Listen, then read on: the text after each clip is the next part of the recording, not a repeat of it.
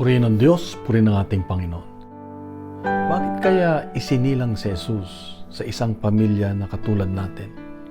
Sa Ebanghelyo ngayon makikita natin ang mag-anak, ang banal na mag-anak.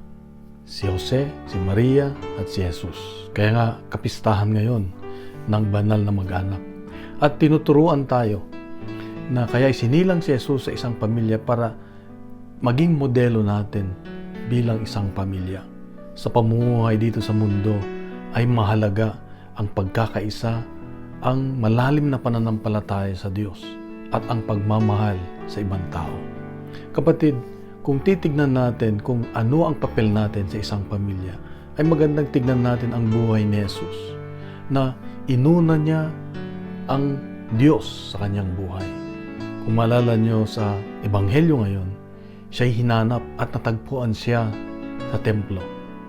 At dito ay makita natin na para kay Jesus, ang isang pamilya ay dapat nakasentro ang ating buhay sa Diyos.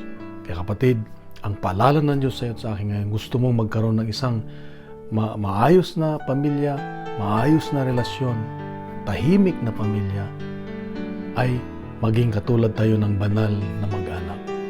Nagkakaisa, nagmamahalan, at ang mahalaga, ang Diyos ay nasa sentro ng kanilang pamilya. Ito ang hamon ng Diyos sa iyo at sa akin ngayon, kapatid.